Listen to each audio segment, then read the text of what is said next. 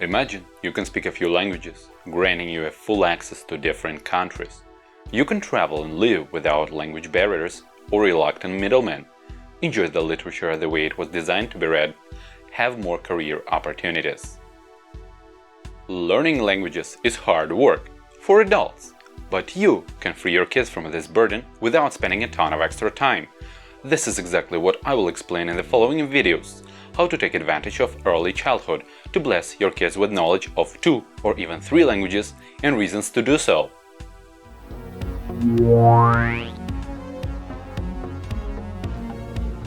Hi, my name's Alex. I've been teaching English to kids for several years, and it's very exhausting, expensive and time-consuming compared to their first language, so I started wondering why. I've been in a serious relationship with a foreign girl for a while and contemplated what languages we should use to raise our kids. Maybe we should raise them bilingually from birth. So I conducted a research, and oh boy, it was a journey down the rabbit hole. I discovered it's actually the best way to raise your kids. Bilingual kids have better cognitive skills, are more sociable, and all the fears for their impaired cognitive development turned out to be wrong. All you need is to regularly speak to your baby in the target languages. So now I want to share all the information I found. I've prepared a course of videos where I will explain all the scientific research that led me to this opinion. In this video you will learn about all the advantages of simultaneous bilingualism. The video is a slightly simplified version of a text article, link to which you can find in the description. Advantages of childhood bilingualism. We all know the benefits of knowing a foreign language, specifically English, I have just mentioned. Better career prospects. Traveling without playing charades every time you need anything. Reading literature in the original language, and so on. But it's just common sense. However, in this series of videos I will only cite statistics, numbers, and diligent scientific research data. Feel free to find source links in the description. Here is the list of advantages. Mental flexibility, self-control, empathy and social skills, fluent, accent-free speech, financial productivity, brain endurance, memory.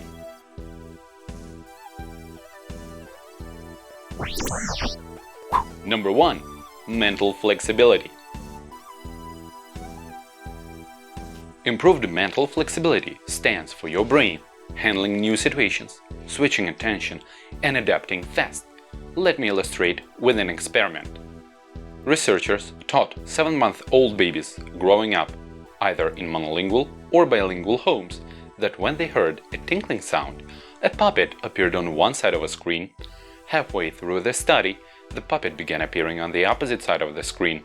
In order to get a reward, which is just to enjoy watching the puppet, the infants had to adjust to the rule they'd learned. Only the bilingual babies managed to start turning head in the different direction.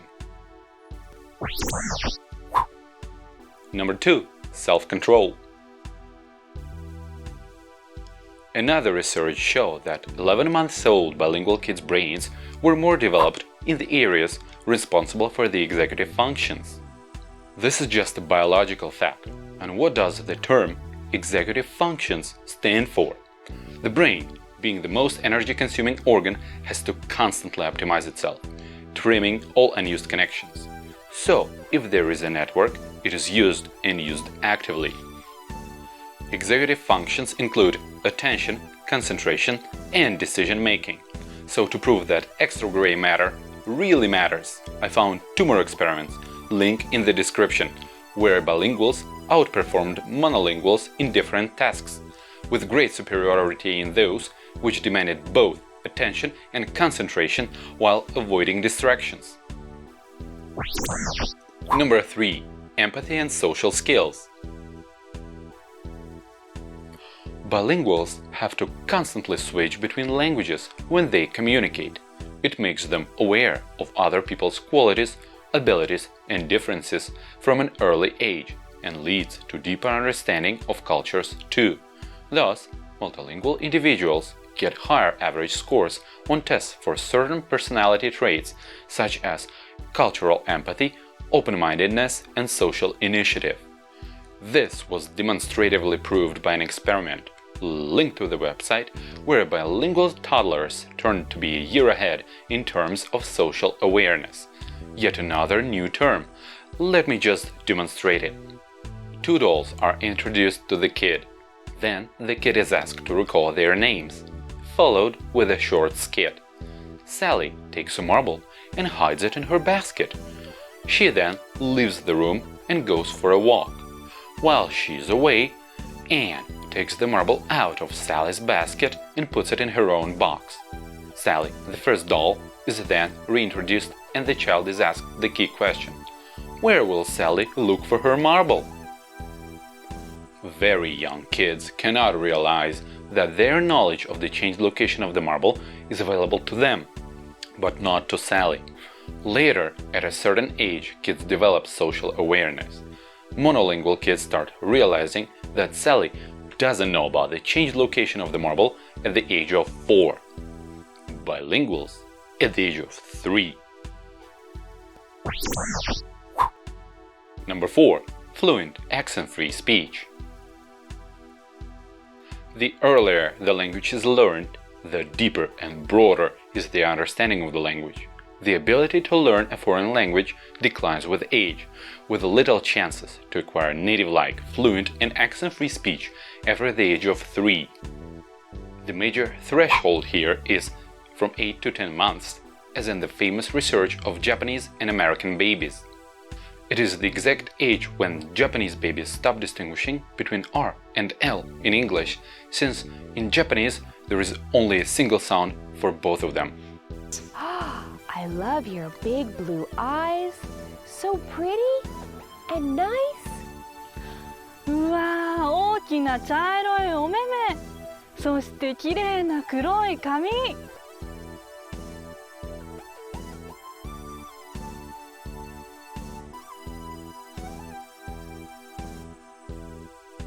Therefore, languages other than the first one are learned through a sound system of mother tongue, resulting in speaking with an accent. Number 5. Financial productivity. In the current state of things globally, we have to constantly keep ourselves competitive on the labor market, please employers in order to get more money, to buy things we like so that we can numb the pain of existential futility. But I digress. Here is a good example. Canada ranks among the highest in quality of life, economic freedom and education.